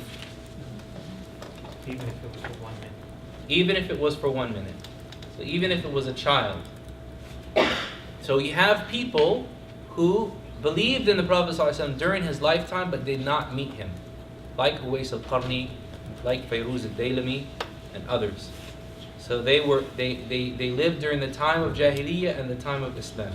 Those people are called Tabi'i Mukhadram, ancient Tabi'i, because it goes way back, but he did not become a Sahabi because he did not meet the Prophet sallallahu alaihi wasallam. So the statements of the companions of the Prophet sallallahu alaihi wasallam, and the reason why this is mentioned is because it is directly, or it is indicative of all of the other tertiary forms of evidence, whether it be the actions of the people of Medina, whether it be istihsan, whether it be anything. So this is an example, and we can apply similar concepts to them. The Prophet sallallahu alaihi wasallam, or we talked earlier about ijma', correct? Yes. And we said that when the Prophet, when the believers agree to something, and all of them verbalize it, then it becomes consensus. And when one or a group of them verbalize something and the rest are silent, that's called silent consensus. An example of silent consensus is when Ali radiallahu ta'ala anhu ruled that a group of people may be executed for the murder of one. So if a group of people all walked in with swords and all stabbed one person at one time, can you identify the one individual that killed him? You would have to say all of them killed him. But Allah says, "An-nafsu bin-nafs," a soul for a soul. So He here said, in this case, all of them had the intention to kill, and therefore they should be liable for that action as well. And all of the Sahaba were in agreement through their silent concurrence. If the Sahabi makes a statement and it's prominent and there's no known objection, then that's what we call silent consensus. If the Sahabi voices an opinion and there's no known objection, is it considered an evidence or not? If the Sahabi voices an opinion which is known and an objection exists, then it is not an evidence. The latter of the three that are up there, the latter that's here, that's like we said with the issue of Aisha and whether the prayer is broken or not. One of the Sahaba said this, she said, hold on, that's not correct. She voiced her opinion to the incorrect nature of that statement. The middle, however, is what we're talking about when we're talking about the statements of the Sahaba. A Sahabi says something, but there is no known objection, but it's not a famous opinion. How do we then incorporate this as a type of evidence? The majority of scholars would say in this instance it is a type of evidence which may be used. For example, someone loses something and places a reward on that lost item. Somebody finds that lost item randomly and brings it to you. Are you obligated to give them the reward or not? Yes. Some people said no, but the Sahaba said yes. Umar ibn Mas'ud and others. It wasn't a famous in which all of all of them heard about it at that time or became that prominent, but they had ruled that because it was analogous to other things. If the companion of the Prophet ﷺ states an opinion and another companion objects to that opinion, only time that Sahabi's opinion is given weight is when it agrees with the generality of a specific text. For example, during the lifetime of Ali radiallahu ta'ala anhu, there were a group of people that deified him. And they used to worship him and say that he was Allah on earth. And so when he heard of this, he said, لما رأيت الأمر أمرا منكرا أججت ناري ودعوت قنبرا. When I saw that the affairs of the people became evil, I started a big fire and I called my servant Qumbur. Qumbur was one of his servants, and he told him to round up these people that were deifying him and throw them in a big pit and burn them. And while he threw them in the big pit and burned them to death, they said, see, you're punishing us in the fire of hell. When he went to Ibn Abbas radiallahu anhu, and this is narrated in Ibn Abi Shaybah in his Musannaf, Ibn Abbas said to him, لو كان أنا لما أحرقتهم. If it was me, I would not have burned them. وَلَقَتَلْتُهُمْ بِالسَّيْفِ. I would have executed them by the sword. فَإِنَّهُ لَا يُعَذِّبُ بِالنَّارِ إِلَّا رَبُّ النَّارِ. Because no one punishes by the fire except the Lord of the fire, as the Prophet ﷺ said. So the opinion of Ali and the opinion of Ibn Abbas, how do we differentiate between the two? Which of them is in more proximity to the text of Islam? The opinion of Ibn Abbas, because of the general hadith of no one punches by the fire except for the Lord of fire. There's also a weak hadith, لا قوة إلا بالسيف. No execution is given except by the sword. So, in the same way, when we find the actions of the people of Medina, we will look and see what are those actions. Are they based merely upon the culture of the people at that time, or are they relating some meanings that come from the Prophet ﷺ and the Sahaba, of which no one else would have been exposed to? And Imam al-Zarkashi has a great discussion of this in Al-Bahr al-Muhit for whoever wants to look it up. That's the question of Amal Ahl al-Madinah, the actions of the people of Medina. It's important to realize that these tertiary sources, a lot of people will bring them up as if they are the mainstay of Usul al Fiqh. You know, somebody says, Brother, I'm a Hanbali, you know, we take the statements of the Sahaba.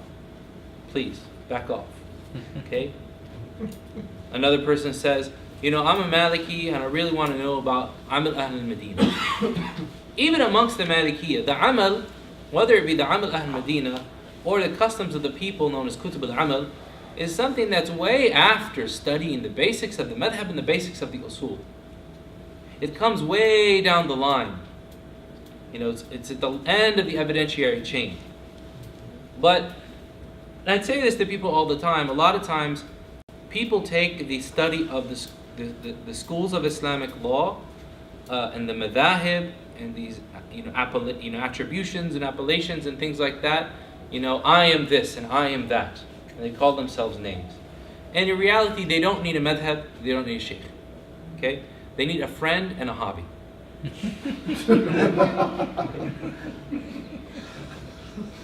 Because this knowledge is serious. It's not a hobby. Something that we study as an act of worship and to gain closeness to Allah subhanahu wa ta'ala and to understand what does Allah and His Messenger want from me in this particular situation. It's not just so that I have a cool title and a cool name and I call myself, you know, Fadilat al-Shaykh or Sidi so-and-so, right? All of those things will mean nothing on the Day of Judgment when we're in front of Allah subhanahu wa ta'ala. What will mean something is what's the knowledge that we were given and what did we do with it.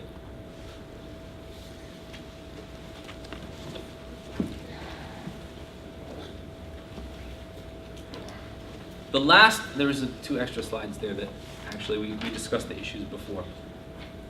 The last point in the last chapter we said when we talking about the tree of Usul al Fiqh, right? The tree of the deen. And we say that the rulings are the fruit, and the tree are the sources, right? And we now need the methods to harvest.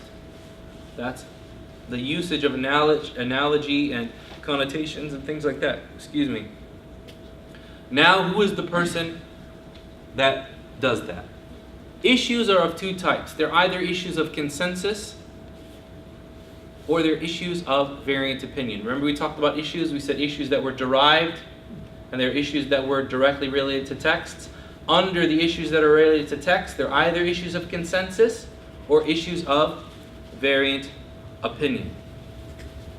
So who is a mujtahid? And who is a mustadil? And who is a muqallid? The mujtahid, as Imam al-Haramain, Abu al-Ma'ali al-Juwayni has said, al-mujtahidu shartuhu an yakuna muftiyan. Probably the most concise definition of a mujtahid. The mujtahid, he says, that's his definition for the qadi. So the qadi, the judge, must be a mufti. And the mufti must be a mujtahid. Who is a mujtahid then? The mujtahid is the person who has a general grasp of the meanings of the Quran. He has a sufficient knowledge of the sunnah of the Prophet sallallahu alaihi wasallam. He understands the Arabic language and knows the intricacies of its grammar. He understands analogy and rationale and how to apply them. And then there are many other stipulations that some scholars make and others do not. But in general, it goes back to, do you know the sources of Islam? And are you familiar with them? Do you know how to engage those sources? Which is what we've been talking about today. And do you know how to derive from those sources what is needed in any particular time? And most importantly, the person needs to have righteousness, to be upright. So that person who has those characteristics, then they become a mujtahid. Are there people who are mujtahids of different levels? There's a mujtahid mutlaq, unrestricted mujtahid, like the four imams, like Imam al-Tabari, like Sufyan al-Thawri, like al-Awza'i, like al-Layth ibn Sa'ad, like Abdullah ibn Mubarak, like all of these scholars of the Salaf. Why was everything, like Ibn Hazm, why were these things distilled down into the 4 or 5 canonical schools of Sunni law? Because the opinions of al-Tabari were really, or Ishaq ibn Rahawiyah, were not really far off from the opinions of Imam Ahmed. So it logically fell into these 4 categories or 5 categories. After the Imams have now done all of the work, they've picked all the fruit, all the possibilities from the texts are known, we as al-mustadil, or they say al-mujtahid al-muqayyid, or mujtahid madhab, a person who's a mujtahid in his particular legal school, or he's mujtahid in a particular a subject. So a person might be a mujtahid in the area of ibadat, of worship, and know all of the fiqh and able to answer all of the questions. And a person might be a muqallid, a blind follower in the area of worship, but he might be a mujtahid in the area of civic dealings, for example. So this is another issue that comes up, is هل الاجتهاد يتجزأ? Can ijtihad, juristic faculty, compartmentalize? Some scholars said yes, it can. So you can have a person that's an expert in this, not an expert in that. Others said no. Ijtihad is a holistic state of mind that a scholar reaches after many years of understanding the Sharia as a whole. The important thing is the role of each. The role of the mujtahid is to engage the texts directly. The role of the mustadil is to engage the texts through the madhahib that were that have been related to us. And the role of the muqallid is to take a ruling without evidence. We said the word taqleed means to wear a yoke or to put on a necklace, to assume something onto yourself without knowing the hows and the whys.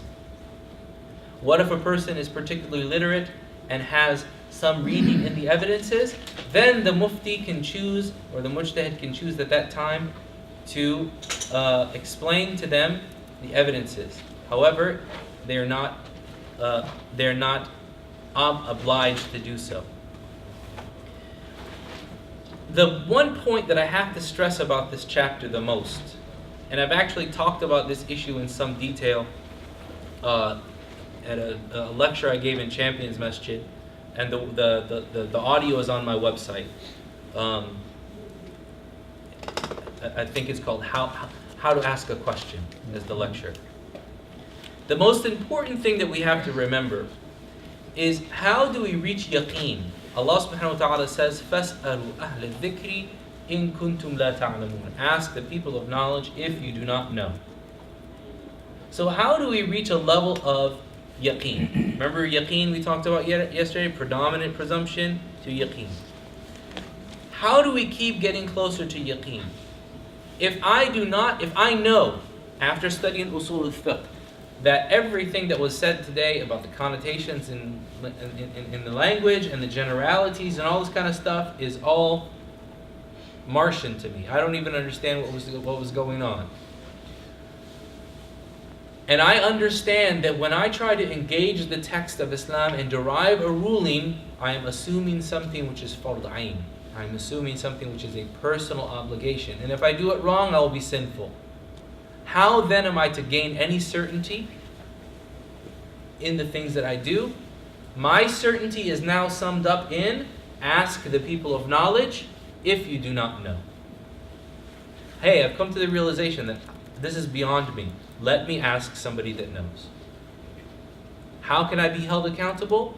Oh Allah, I was not able to engage the rest of your texts, but I understood that you wanted me to ask people that know. And so I asked.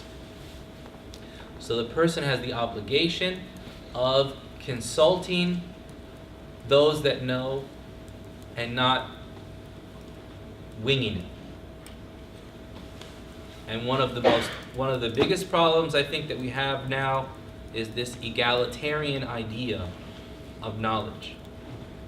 Yes, knowledge is accessible by everyone, but guess what? Only people that actually know, their opinion is important, regardless of what you see on the news.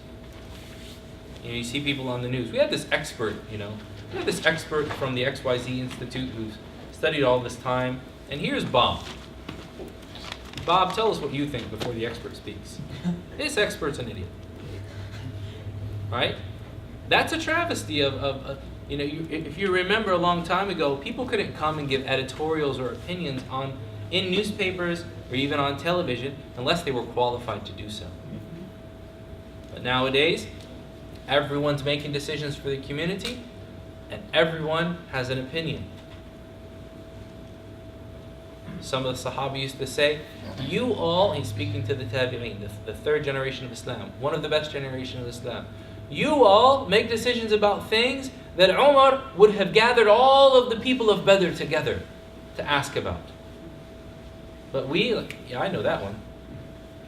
How do you know? Brother, I saw this thing on YouTube. I don't have the link, but I'll have to get it.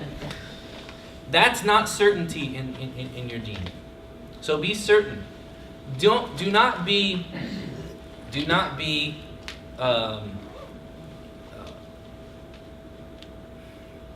what's the word that I'm looking for? Do not be dogmatic in your approach to the opinions of people. Remember from the 40 Hadith Nawawi class, what did we say? The Prophet ﷺ said, "Istafti qalbak." Take a fatwa from your heart, even if this person gives you a fatwa and that person gives you a fatwa. So even those people who are offering opinions, their opinions are contingent upon their proximity to Allah and His Messenger. And there's a certain reality, a certain realization that Allah puts in the heart of each and every one of us that lets us know that certain things just aren't right. When somebody says, "No, brother, you can't do that. You have to disrespect your mother and father." Hold on. Breaks. I don't need a madhab, and I don't need a sheikh to tell me that I know that that's wrong. Because one of the reason why this egalitarian, free-for-all type of do-it-yourself ijtihad has happened today is because of the transgressions of people that assume religious office and use the auspices of religion to manipulate the unknowing. So we have to strike a balance. We have to be humble enough to know when we don't know. But we also have to be wise enough to not fall in the hands of people that would want to abuse that ability. So how do we reach certainty about what Allah subhanahu wa ta'ala wants from us? By engaging the texts of Islam. If we are not able to engage the text on a particular topic as a whole or in a particular topic, we engage that one verse. فَاسْأَلُوا أَهْلَ الذِّكْرِ إِن كُنتُمْ لَا تَعْلَمُونَ. Ask the people of expertise, the people of knowledge, if you don't know. And with that we conclude everything that we've covered. Subhanakallahumma wa bihamdika ashhadu an la ilaha illa anta astaghfiruka wa atubu ilayk. May Allah subhanahu wa ta'ala bless all of you for having the stamina and the interest in coming here for this intensive, and I encourage all of you to follow up and come to the rest of the intensive that will be hosted here at the masjid. And may Allah subhanahu wa ta'ala forgive me for any mistakes or indiscretions that I might have said. If I've said anything correct, it's from Allah subhanahu wa ta'ala, and if I said anything incorrect, then it's from me and it's from shaitan. And I ask you to make dua for me, and I hope that you benefit from this knowledge as I've benefited from being with you.